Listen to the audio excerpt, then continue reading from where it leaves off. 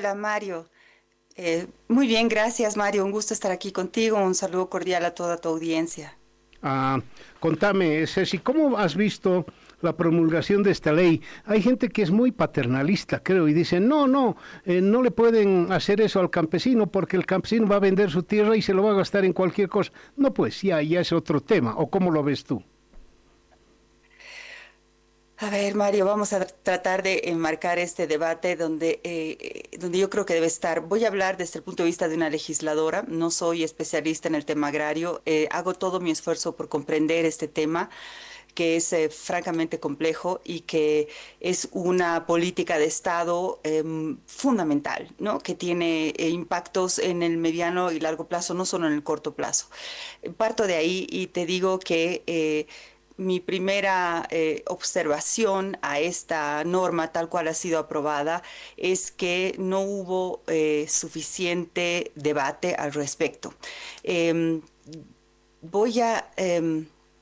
Voy a explicarte, Mario, que eh, la norma fue retomada, es decir, fue aprobada en diputados en el anterior gobierno. Es interesante mencionar que vino del Ejecutivo en el anterior gobierno, fue aprobada en diputados, pasó al Senado. Yo era presidenta de la Comisión de Medio Ambiente en ese momento. Y nosotros en ese momento, como corresponde a cualquier comisión que tiene, digamos, responsabilidad con su trabajo, porque tienes que emitir un informe y un informe tiene que ser muy bien sustentado para que tú digas como comisión, antes de que vaya al pleno, ese informe va al pleno como insumo para el debate, tú tienes que, y para el voto, tú tienes que decir si recomiendas la aprobación de esa norma, la aprobación con modificaciones de esa norma o el rechazo de esa norma. Y para cualquiera de esas tres opciones, tú tienes que argumentar. Es decir, cuando digo tú, quiere decir la comisión.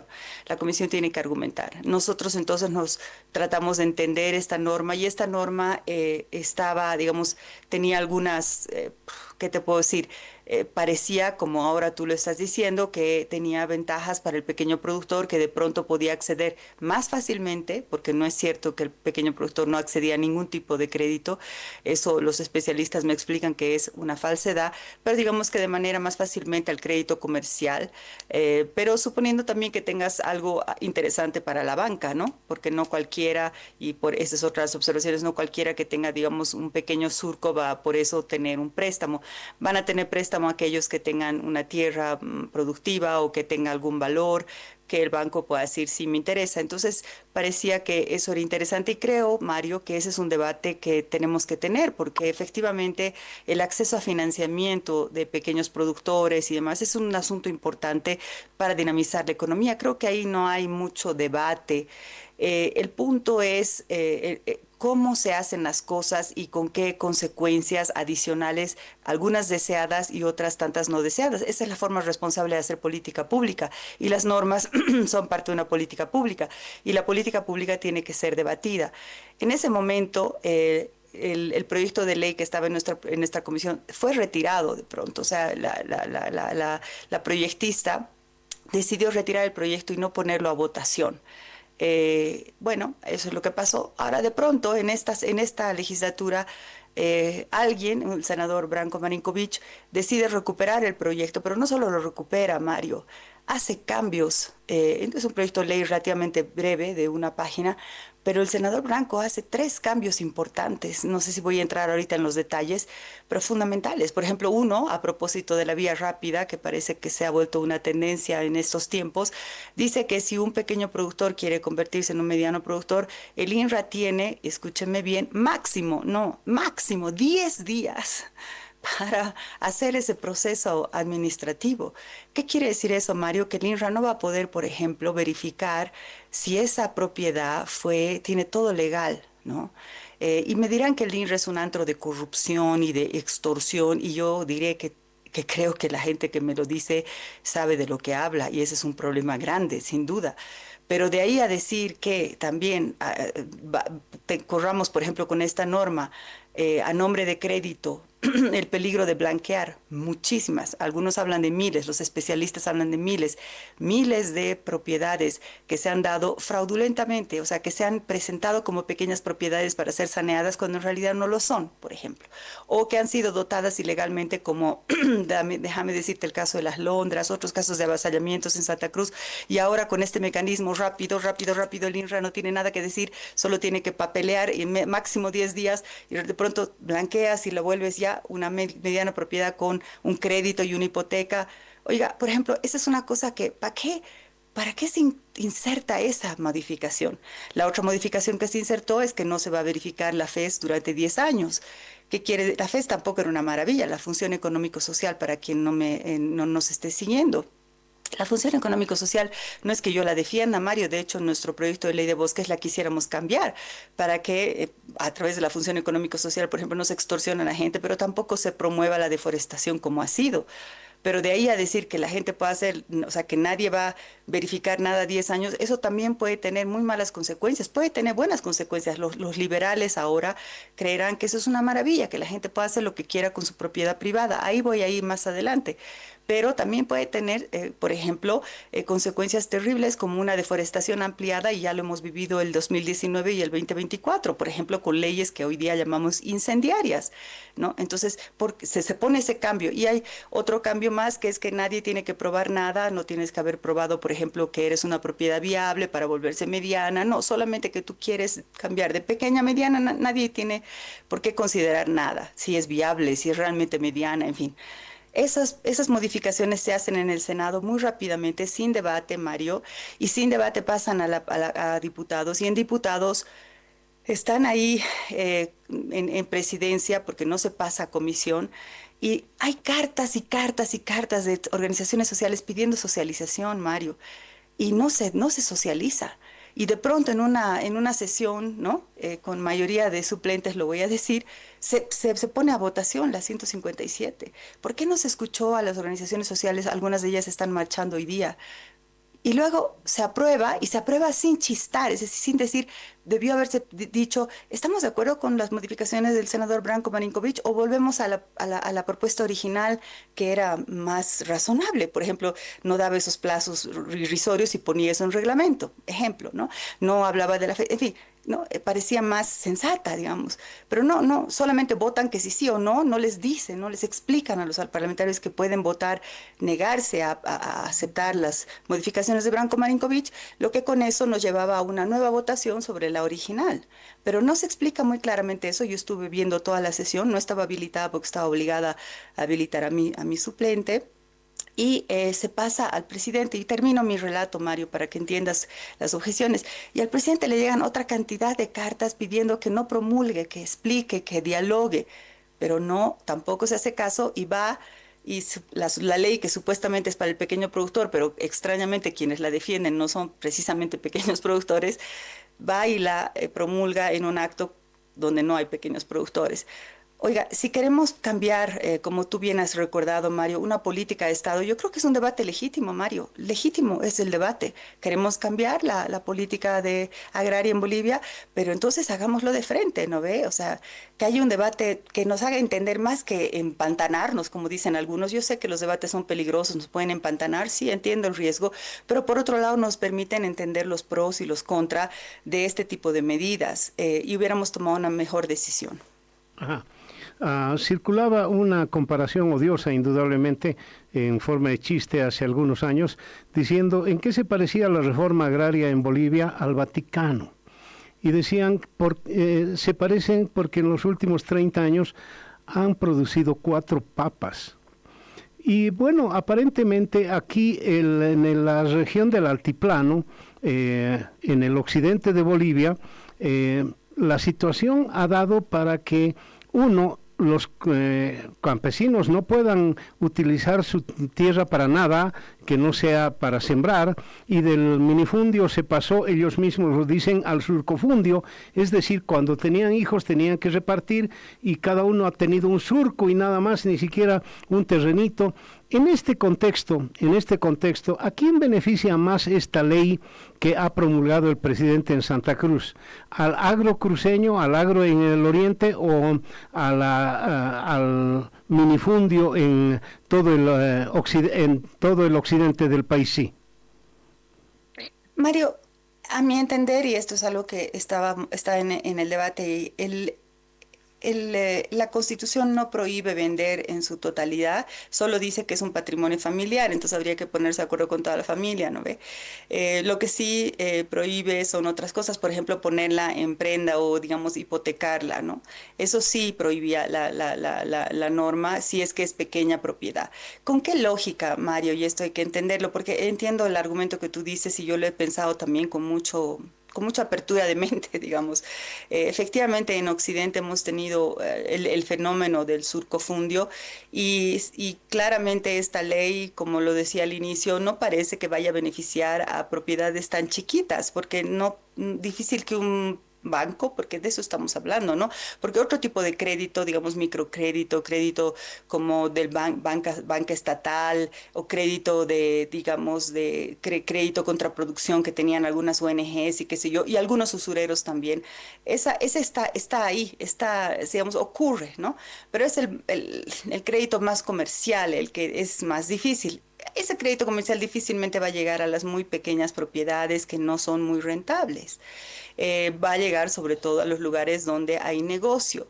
Donde hay negocio de la tierra, y ese es un punto importante, por ejemplo, que hace Gonzalo Col, que a menudo estos negocios, el negocio del agro no es tanto de la producción, a propósito de la seguridad alimentaria y no sé qué, sino de la tierra y de la especulación de la tierra. Y eso es preocupante, Mario, porque eso ya no tiene nada que ver con seguridad alimentaria, ¿no ve?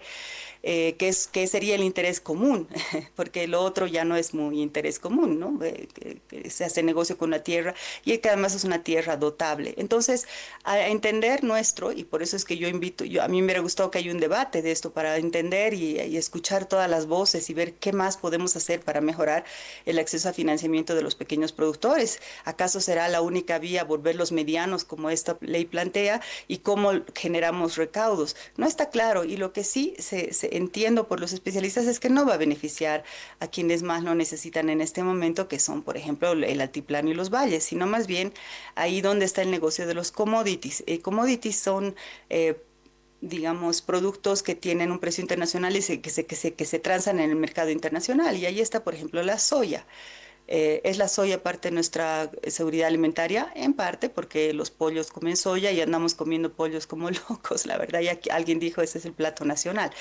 Pero francamente, Mario, permíteme decirte acá, quienes realmente nos alimentan, y eso es un dato de CIPCA, no son los monocultivos, Mario, que están principalmente orientados a la exportación y que generan impactos ambientales significativos precisamente por el monocultivo, la deforestación y esta asociada en muchos casos a los incendios, sino más bien la agricultura familiar, que es la que nos da todo el resto de los alimentos, ¿no ve?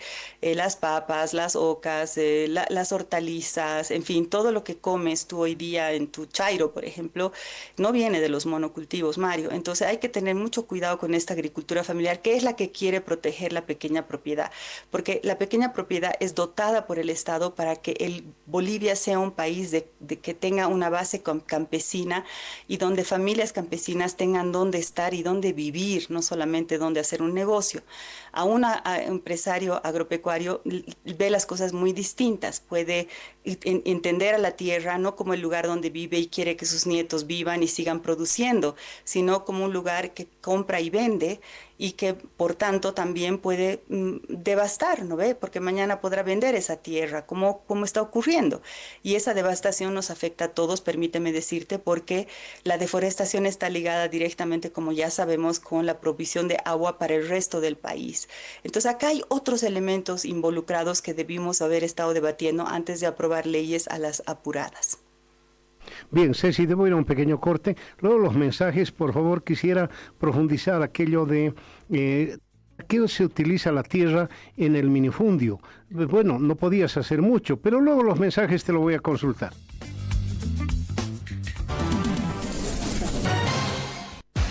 La nueva serie Galaxy S26 de Samsung ya llegó a Bolivia con un combo y beneficios que no puedes dejar pasar. Cómpralo hoy y lleva en combo un Galaxy A07, un cover original para tu Galaxy S26, todo en una bolsa exclusiva. Además, al comprar tu combo Galaxy S26, participas automáticamente en los sorteos de más de 300 premios y 5 viajes dobles para hinchas incondicionales. Con Samsung Galaxy S26, hazlo simple. Más información en samsung.com.bo.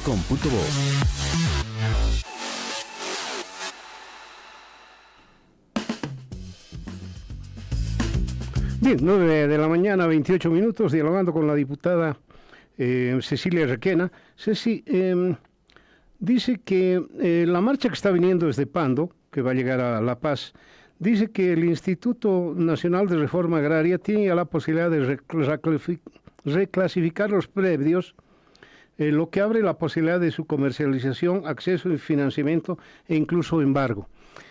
La verdad es que no entiendo debe ser porque es la tierra, etcétera, pero yo hago una comparación con mi departamento. Si yo no puedo hacer nada con mi departamento, que es mío, pero no puedo acceder a un préstamo, etcétera, ¿de qué me sirve? De nada.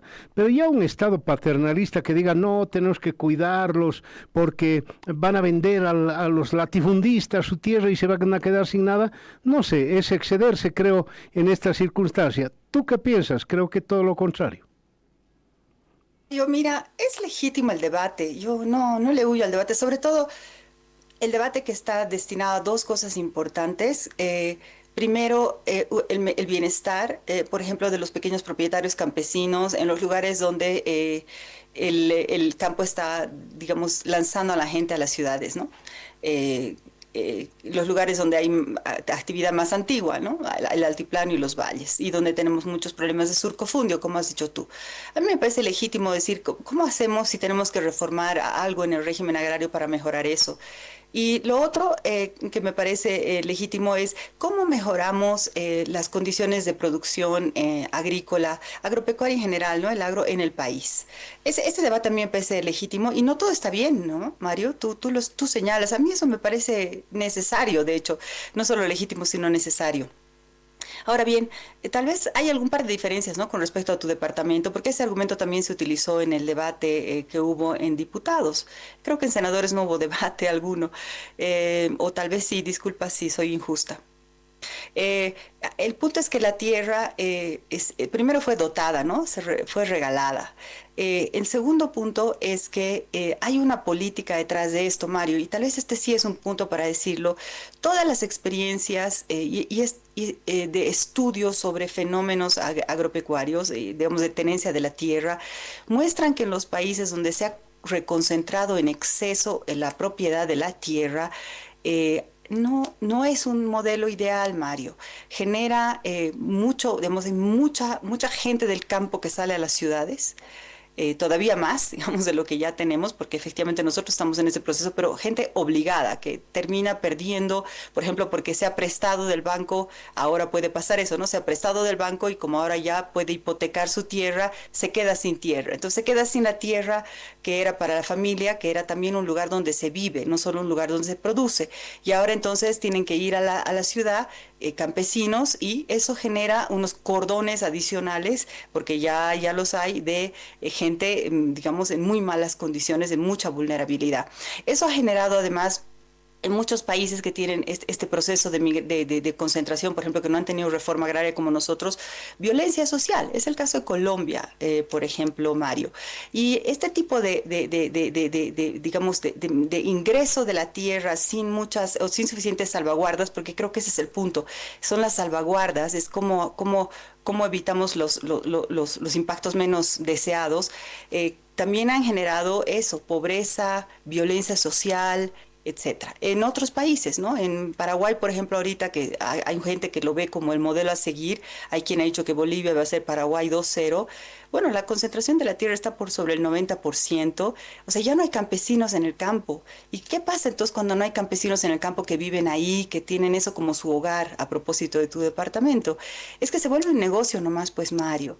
Y cuando se vuelve un negocio, tal vez sea mejor plantar soya que alimentos.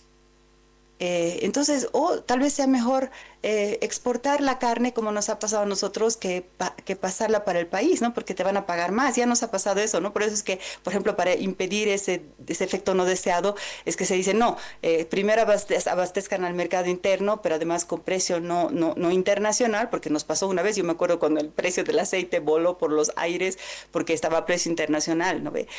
No, ahora ya hay unos controles que dicen, no, vamos a cuidar a la gente. Entonces, son esos recaudos en los que hay que pensar, Mario, y esos efectos no deseados que son de muy diversa índole.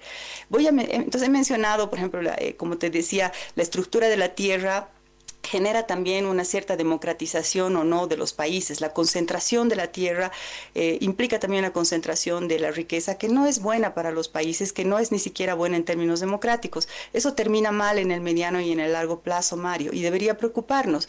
Y deberíamos ocuparnos de impedir eso, incluso si abres el acceso a financiamiento, ¿cómo impides que pase esto que se teme?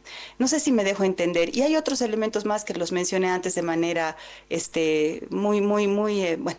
bueno, que voy a incidir más, que es el bien común, por ejemplo, el bien común del agua. Tu departamento no afecta al agua, que lo vendas o no lo vendas, pero ¿qué haces con la tierra de manera masiva?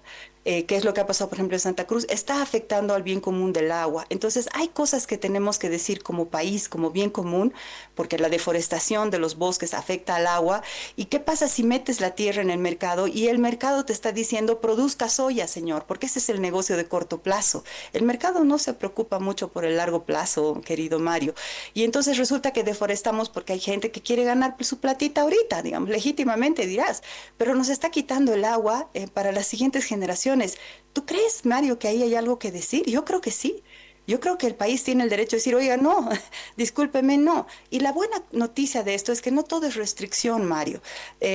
Nosotros en La Paz, particularmente en La Paz, no solamente en La Paz, tenemos sistemas agroforestales como Alto Beni y Palos Blancos, que no son monocultivo, que son agricultura familiar, que están exportando cacao y café a Europa, que están también produciendo para el mercado interno yuca y otros alimentos de los que comemos cada día en nuestros almuerzos.